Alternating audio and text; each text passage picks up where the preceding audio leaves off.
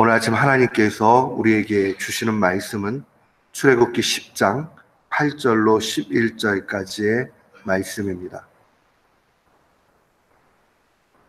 출애굽기 10장 8절로 11절 말씀.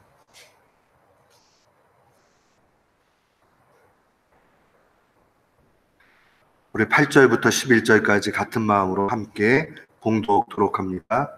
모세와 아론을 바로에게로 다시 데려오니 바로가 그들에게 이르되 가서 너희 하나님 여호와를 섬기러 갈 자는 누구뇨? 모세가 가로되 우리가 여호와 앞에 절기를 지킬 것인즉 우리가 남녀노소와 우양을 데리고 가겠나이다. 바로가 그들에게 이르되 내가 너희와 너희 어린 것들을 보내면 여호와를 너희와 함께하게 함과 일반이니라. 삼갈지어다 너희 경영이 악하니라. 그는 불가하니 너희 남정만 가서 여호와를 섬기라. 이것이 너희의 구하는 바니라. 이에 그들이 바로 앞에서 쫓겨나니라.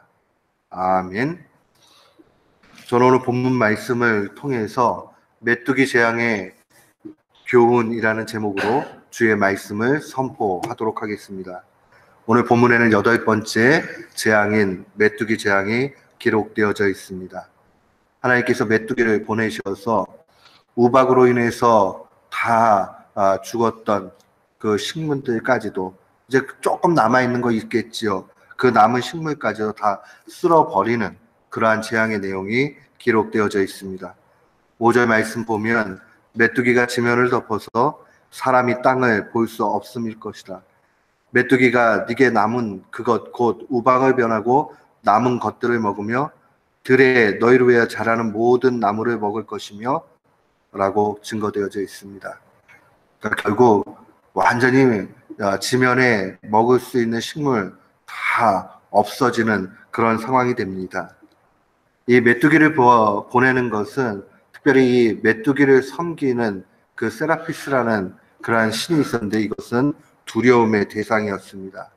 하나님께서 결국 이 메뚜기까지도 다 하나님의 도구로 사용을 하시고 또 두려움의 신 세라피스도 완전히 그 앞에 진멸되고 심판받는 것을 볼 수 있습니다.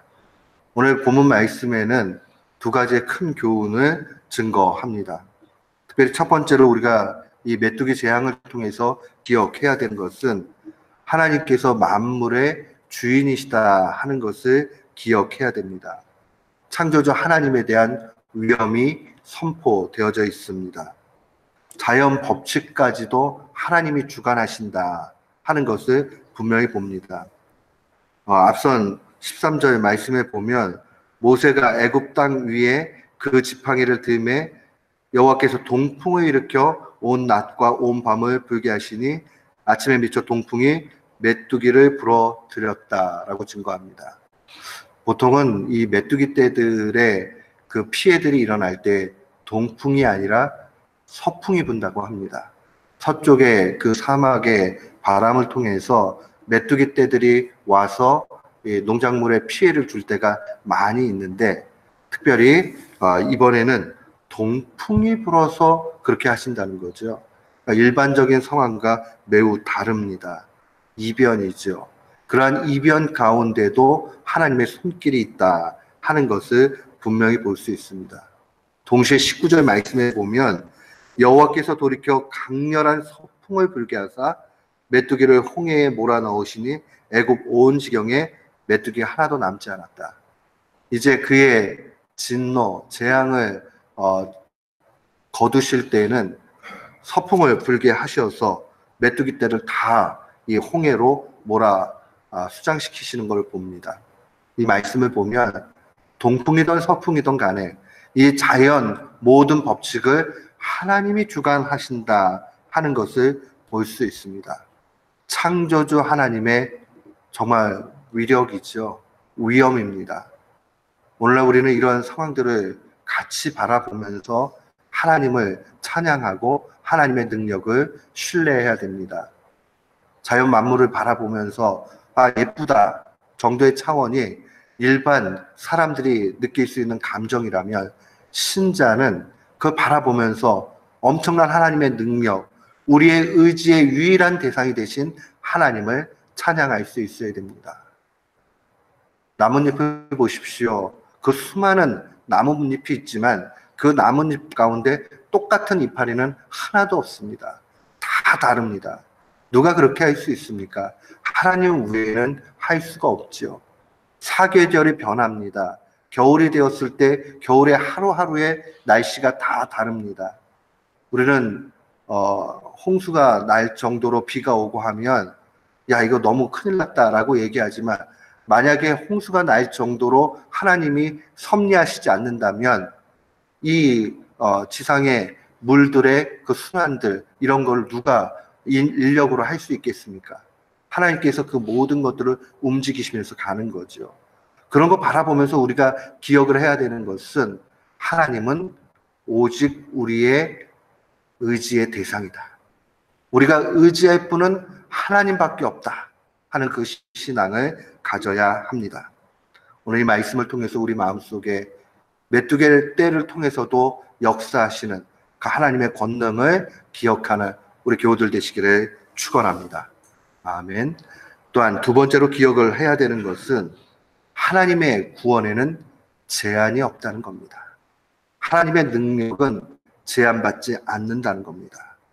이 메뚜기 신 세라피스를 포함한 애굽의 신들은 대부분 모두가 남성 중심의 종교였다라고 그렇게 이야기합니다. 오늘 본문 말씀의 8절에 보면 바로가 질문하죠. 누가 가가지고 너희 섬기는 여호와를 경배할 거냐? 라고 물습니다. 그때 9절에 보면 모세가 이렇게 답변하죠. 우리가 여호와 앞에 절기를 지킬 것인즉 우리가 남녀노소와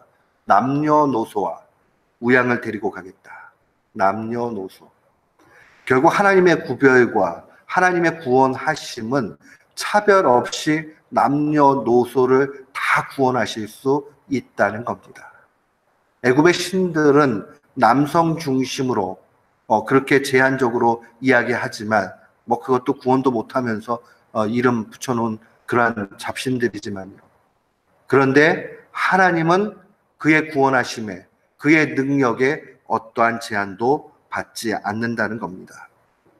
우리는 그 하나님을 섬기는 하나님의 백성입니다. 우리가 좌절하고 낙심하고 힘든 이유는 대부분 우리도 모르는 사이에 하나님을 애굽의 신들과 같이 취급하기 때문입니다. 하나님은 여기까지는 하실 거야. 하나님 이만큼은 하실 수 있지만 이만큼은 못 하실 거야.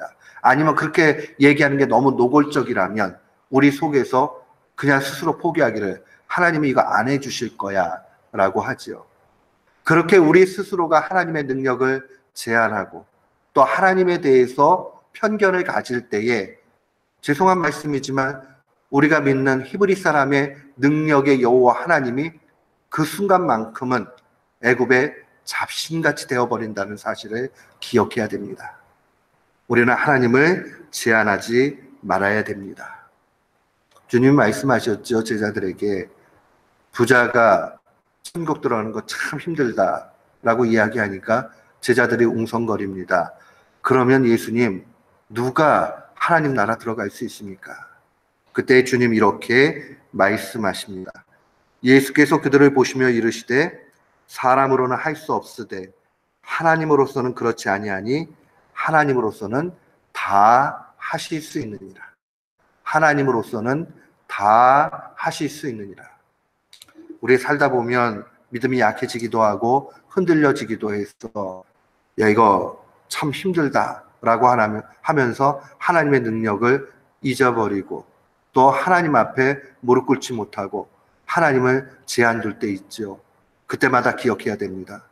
사람으로서는 할 수 없으되 하나님으로서는 다 할 수 있느니라. 하나님이 다 하신다 하는 것을 기억해야 됩니다. 메뚜기 재앙은 우리에게 오직 한 가지를 가르쳐 줍니다. 하나님의 능력. 우리가 누구 섬기고 의지할 것인가? 우리는 메뚜기 같은 하나님이 아니라 천지 만물을 창조하시고 운영하시는 능력의 하나님을 신뢰합니다. 오늘 그 말씀을 마음에 간직하십시오. 혹 우리가 살아가면서 지치게 되는 그런 이유가 있다면 다시 한번 주님을 바라보십시다.